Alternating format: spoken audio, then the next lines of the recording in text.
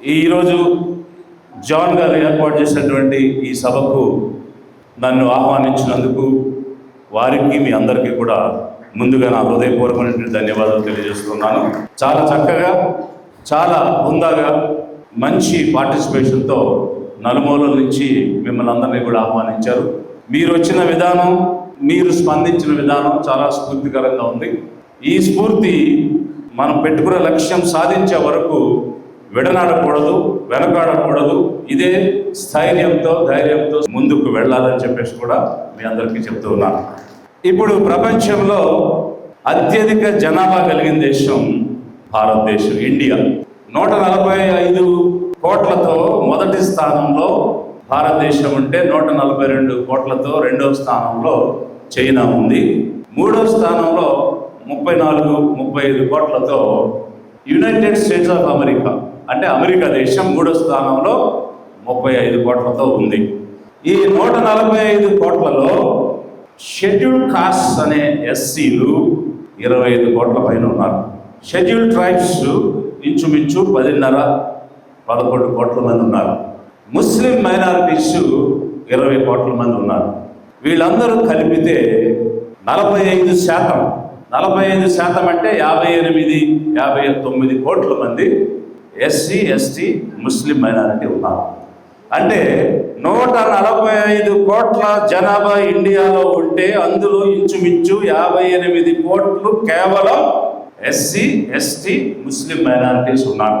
ఈ 3 వర్గాల్లో నిజంగా ఐక్యత ఉంటే, నిజంగా వీళ్లలో పౌరుషం ఉంటే, పట్టుదల ఉంటే, జాతిపై అభిమానం ఉంటే, సెల్ఫ్ అంటే వ్యక్తి స్వార్థానికి కాకుండా, డాక్టర్ అంబేద్కర్ చెప్పాడు ఏమిటి, నా జాతి ప్రయోజనాలకి దేశ ప్రయోజనాలకి మధ్య ఘర్షణ వస్తే నేను దేశ ప్రయోజనాల వైపు నిలబడతాను. నా జాతి ప్రయోజనానికి, నా వ్యక్తిగత ప్రయోజనాలకి మధ్య ఘర్షణ వస్తే నేను జాతి వైపు నిలబడతానని చెప్పాడు. మరి నిజంగా ఆ రకమైనటువంటి భావన నిజంగా ఈ 3 వర్గాల్లో ఉంటే రాజ్యాధికారం అనేటువంటిది ఎప్పుడో సాధించేటువంటి అవకాశం వచ్చిండేదా కాదా? 55 కోట్లు ఇంచుమించుగా ఈ భారతదేశ జనాభాలో ఉండి కూడా నిరంతరం పాలితులుగానే ఉంటూ, బానిసలుగానే ఉంటూ, ఆ పంచన ఈ పంచన దేక్కుంటూ, అడుక్కుంటూ, ప్రాధేయపడుతూ, వాడికి మోచేతి నీళ్లు, వీడి మోచేతి నీళ్లు తాగుతూ, వాడు మన పాలకులు, వాళ్ళకు మనం ఊడిగం చేయాలి, సేవ చేయాలి, కార్యకర్తలుగా పనిచేయాలి, ఎన్నికల్లో జెండాలు మోయాలి, వాడి వెనక తిరగాలి, వాడు పాలించేవాడు, మేము పాలించబడే వాళ్ళం అన్న భావన ఈ జాతుల్ని కృంగదీస్తుంది, ఈ జాతుల్ని అణిచివేసింది, ఈ జాతుల్ని ఎదగనీయకుండా, పాలకులు కాకుండా, పాలనలో భాగం కాకుండా అడ్డుకుంది. కాబట్టి ఈ ఆత్మ న్యూన్యత భావాన్ని మొట్టమొదట ఈ జాతులు వదిలేయాలి. ఇది మీరందరూ కూడా ఆలోచించి, అంటే ఈ మీటింగ్ అయిన తర్వాత తిరిగి వెళ్ళి నేనేం చేయాలి అనే హోంవర్క్ గురించి నేను మాట్లాడుతున్నా.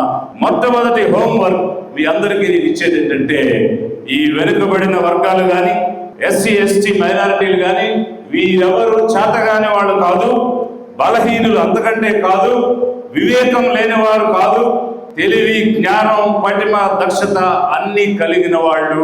మేమెందుకు పాలకులు కాకూడదు అన్న ఆలోచన చేస్తూ మేము తక్కువనే భావాన్ని వదిలేయాలనేది మీకు మొదట హోంవర్క్గా ఇస్తూ ఉన్నాను. ఇక రెండవ అంశం ఏంటంటే, converted Christians and converted Muslims తీసుకుంటే ఇంచుమించు 30 కోట్లు ఉన్నారు. అంటే 195 దేశాలలో 185 దేశాలు చిన్నవి ఈ మనుషుల కంటే. అలాంటి ఇంత జనాభాకి ఏం జరుగుతుంది అని అంటే, వివక్ష జరుగుతుంది, డిస్క్రిమినేషన్ జరుగుతుంది, మానవ హక్కుల ఉల్లంఘన జరుగుతుంది. మనుషులుగా జీవించే హక్కు, సమానత్వం హక్కు, నచ్చినటువంటి మతాన్ని ఆచరించే హక్కు, ఒక మనిషికి ఉండే మానవ హక్కులు 185 దేశాల కంటే ఎక్కువ జనాభా ఉన్నటువంటి ఈ షెడ్యూల్ కాస్ట్ కన్వర్ట్ అయిన క్రిస్టియన్స్ కి ముస్లిమ్స్ కి అందనీయకుండా మనం ఎన్నుకున్న ప్రభుత్వాలు చేస్తున్నాయి. ఇది న్యాయమా? ఇది సమంజసమా? ఒకవైపు రాజ్యాంగం అనేక ఆర్టికల్స్ ద్వారా ప్రాథమిక హక్కులు ఇచ్చింది. ఒక చేత్తో రాజ్యాంగాన్ని ఆమోదించి నీకు ఈ హక్కులు ఉన్నాయా అని చెబుతూ మరొక చేత్తో ఇవేవి నీకు ఇవ్వం అని 1950 ఆర్డర్ తీసుకొచ్చారు. ఇది ఎలా న్యాయం అవుతుంది? ఇది రాజ్యాంగానికి విరుద్ధం కదా. ఈ పక్కన రాజ్యాంగం ఉంది, ఈ పక్కన 1950 ఆర్డర్ ఉంది. ఈ రెండు విరోధంగా ఉన్నాయి, విభేదంగా ఉన్నాయి. రాజ్యాంగం నీకు సమానత్వ హక్కు ఉంది, నీకు నచ్చిన మతాన్ని నువ్వు ఆచరించవచ్చు అని చెప్పినప్పుడు మత ప్రాతిపదిక మీద నీకు రిజర్వేషన్ ఇస్తానంటే ఇది రాజ్యాంగబద్ధమైన అన్యాయమా కాదా? It is a constitutional injustice. ఇక రాజ్యాంగానికి అర్థమేముంది? నువ్వు రాజ్యాంగాన్ని ఒప్పుకునే అర్థమేముంది? ఈ రోజు వారికి వివక్ష లేదా? రాష్ట్రం విడిపోయిన తర్వాత రాజధాని విజయవాడకి షిఫ్ట్ అయిన తర్వాత హైదరాబాద్ నుంచి అనేక మంది ఉద్యోగులు ఇక్కడ నివాసానికి వస్తే ఇల్లు అద్దెకి అడిగితే 2014లో ఈ రోజు వరకు ఈ ఆంధ్రప్రదేశ్ రాష్ట్రంలో జరుగుతున్నటువంటి కళ్ళ ముందు కనిపించేటువంటి నిజం నేను చెప్తున్నాను. మీరేమిటి, మీ కాస్ట్ ఏంటి, మీ మతం ఏమిటి అని అడిగి మీరు ఎస్సీయా, మీరు క్రిస్టియనా, మీరు ఎస్టీయా అయితే మా దగ్గర ఇల్లు అద్దెకి లేదు అని చెప్తుంటే కొంతమంది గొడవ పడ్డారు. నాకు మన గుంటూరు వెళ్తే రాజు అనే వ్యక్తి చెప్తున్నాడు, మీరు క్రిస్టియన్స్ అయితే మీకు ఇల్లు ఇవ్వమని ముఖం మీద చెప్పారు. మరి అలాంటప్పుడు ఇల్లు అద్దెకి ఇవ్వబడి అని బోర్డు ఎందుకు పెట్టావు? ఇల్లు అద్దెకి ఇవ్వబడను క్రిస్టియన్స్ కి ముస్లిమ్స్ కి తప్ప అని నువ్వు రాస్తుంటే అసలు అడుగు పెట్టి అడిగేవాడిని కాదు కదా అని ఆ రాజు అనే వ్యక్తి మొన్న నేను గుంటూరు వెళ్తే చెప్తున్నాడు. ఎంతకంటే లివింగ్ ఎగ్జాంపుల్ ఏం కావాలి? ఈ జాతుల మీద వివక్ష ఉంది అని చెప్పడానికి ప్రేమించి పెళ్లిళ్ళు చేసుకుంటున్నారు.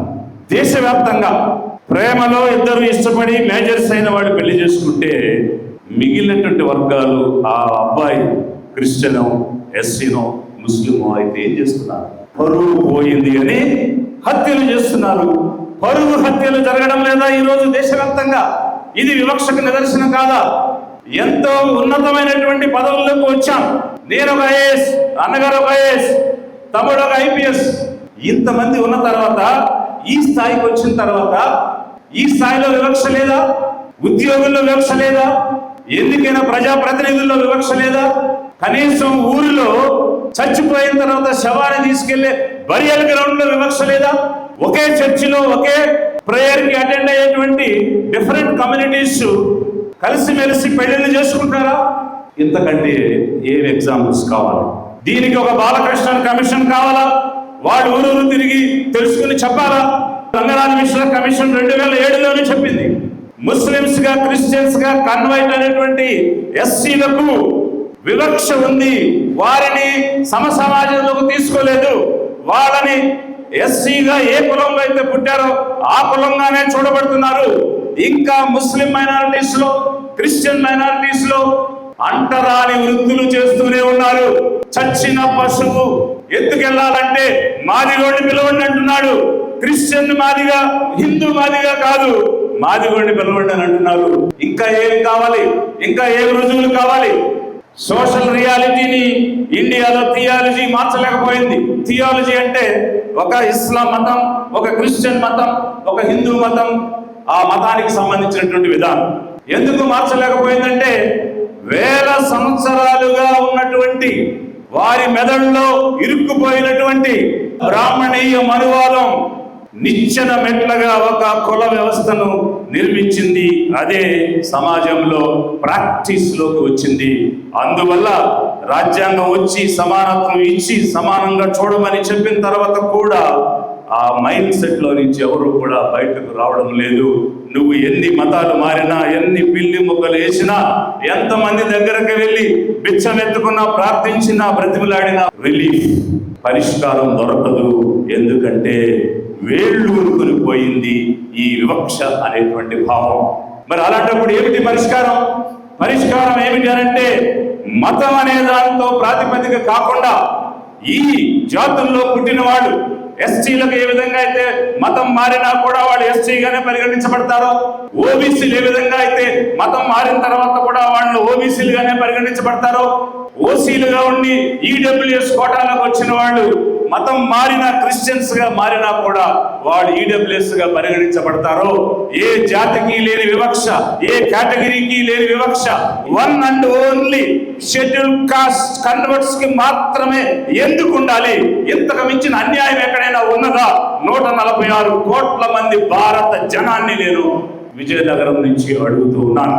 146 కోట్ల మంది ఆలోచించాలి. ఇది సాటి మనిషికి మానవ హక్కులు లేవు, సాటి మనిషికి సమానత్వ హక్కు లేదు, సాటి మనిషి మీద వివక్ష చూపిస్తున్నారు. అది తప్పు. కాబట్టి చట్టాన్ని మార్చాలి, ఈ 1950 ప్రెసిడెన్షియల్ ఆర్డర్ ని మార్చాలి అనే ఆలోచన. దీనిని కోరుకునే ఒక ఎస్సీ కన్వర్టెడ్ క్రిస్టియన్ మైనారిటీసే కాదు, మిగిలిన 100 కోట్ల మంది జనం కూడా కన్విన్స్ కావాలి. వాళ్ళు నిజంగా హ్యుమానిటీని నమ్మితే, మానవత్వాన్ని నమ్మితే, మానవ హక్కులను విశ్వసిస్తే ఖచ్చితంగా వారందరూ కూడా దీనికి మొగ్గు చూపి మద్దతునివ్వాలి. మనకున్నటువంటి పరిష్కారాలు రెండే. ఆల్రెడీ సుప్రీంకోర్టులో 5 జడ్జిల బెంచ్ దగ్గర ఈ సబ్జెక్ట్ నడుస్తూ ఉంది.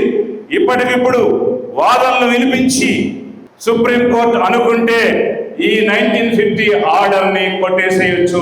ఇది కొట్టేస్తే అన్ని మతాల్లోని ఎస్సీలకు ఎస్సీ హోదా వస్తుంది. స్పీడ్గా, ఫాస్ట్గా, వెంటనే దొరికేటువంటి సొల్యూషన్ జ్యుడిషియరీలో ఉంది, సుప్రీంకోర్టులో. ఎందుకంటే supreme court is the Guardian of Indian constitution.